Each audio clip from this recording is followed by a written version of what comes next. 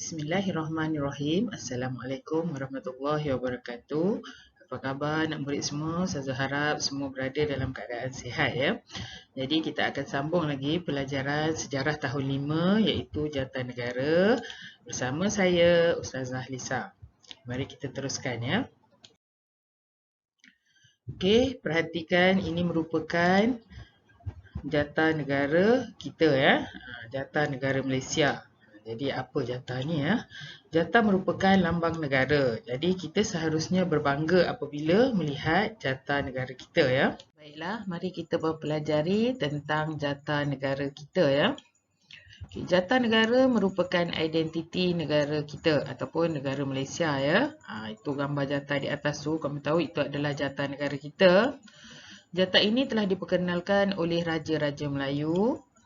Lambang-lambang pada Jatanegara merupakan perlambangan negeri-negeri di Malaysia. Jadi setiap apa yang ada di Jatanegara itu mempunyai lambang ataupun maksud yang tersendiri ya.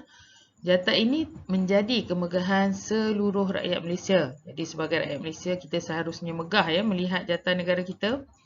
Sebagai warga negara yang bertanggungjawab, kita perlu memahami dan menghayati makna lambang-lambang pada Jatanegara. Jadi nanti kita akan mempelajari apa maksud lambang-lambang tersebut. Jadi kita seharusnya faham dan menghayati makna lambang-lambang tersebut ya. Kita perlu menghormati Jatanegara sebagai lambang permuafakatan. Apakah maksud lambang pada Jatanegara? Kita lihat satu persatu ya. Okey, di sini ialah bintang dan bulan sabit. Bintang dan bulan sabit ni melambangkan Islam sebagai agama persekutuan. Kalau kita tengok atas jata tu ada ya lambang bintang dan bulan sabit. Bintang pecah 14 tu menandakan 13 buah negeri dan sebuah wilayah persekutuan dalam Malaysia. Okey, seterusnya Okey, warna kuning pada awan-awan ialah warna diraja bagi duli-duli yang maha mulia raja-raja. Terdapat cogan kata bersekutu bertambah mutu yang ditulis dalam tulisan Rumi dan Jawi. Okey, seterusnya gambar 5 bilah keris. 5 bilah keris ni mewakili negeri Perlis, Kedah, Terengganu dan Johor. Okey, negeri-negeri ni pernah menjadi negeri-negeri Melayu tidak bersekutu semasa zaman penjajahan ya. Okey, seterusnya 4 warna, merah, hitam, putih dan kuning. Warna-warna ni sebenarnya mewakili bendera negeri-negeri berikut ya. Okey, hitam, putih dan kuning mewakili negeri Perak. Merah dan kuning mewakili negeri Selangor. Merah, hitam dan kuning mewakili negeri Sembilan. Hitam dan putih pula mewakili negeri Pahang. Kalau kita tahu, keempat-empat negeri ni pernah menjadi negeri-negeri Melayu bersekutu ya pada zaman pemerintahan ataupun pada zaman penjajahan ya. Okay, lambang yang seterusnya, mari kita lihat ya. Okey, tu ada gambar 2 ekor harimau ya. Jadi harimau merupakan sebagai lambang keberanian. Jadi rakyat Malaysia ni seharusnya beranilah ya. Dekat jata kita pun letak gambar harimau. Jadi ini melambangkan keberanian. Pokok pinang pula mewakili negeri Pulau Pinang. Ini pula ialah pokok Melaka. Jadi pokok Melaka mewakili negeri Melaka. Okay, seterusnya kamu boleh lihat seakan perisai ya yang di bawah tu. Okey, dua jata di bahagian bawah perisai menandakan negeri Sabah di sebelah kiri dan negeri Sarawak di sebelah kanan. Okey, yang itu merupakan jata negeri Sabah dan negeri Sarawak. Dan yang terakhir, lambang yang terakhir yang berada di jata negara kita ialah bunga raya, iaitu bunga kebangsaan yang terletak di bucu perisai. Jadi ini kamu kena jelas ya, kamu kena tahu ya semua maksud lambang-lambang yang terdapat pada jata negara kita.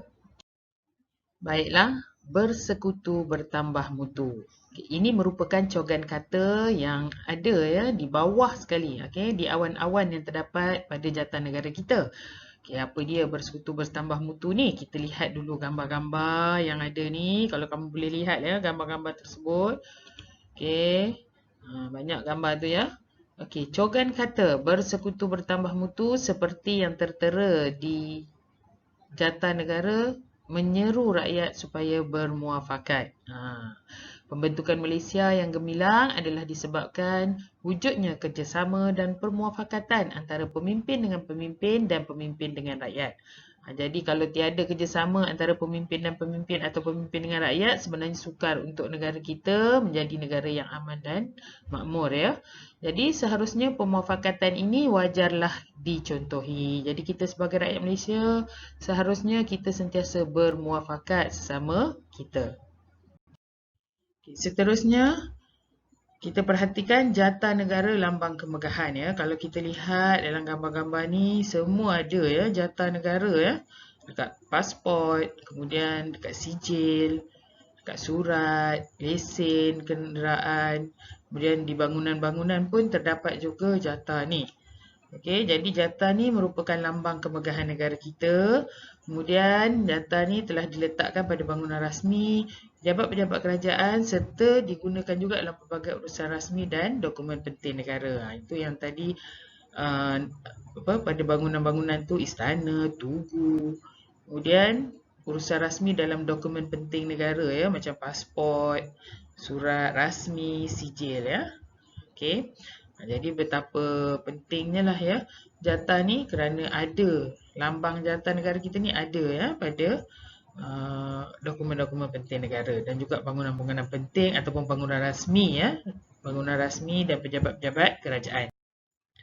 Okey, jadi seterusnya setelah mendengar penerangan tadi, Ustaz harapkan kamu dapat menyiapkan latihan dalam buku teks muka surat 111 ya. Jadi boleh buatlah latihan dalam buku teks tersebut ya. Okey, sekian dahulu daripada Ustazah. Jaga diri semua. Sampai kita jumpa lagi. Assalamualaikum warahmatullahi wabarakatuh.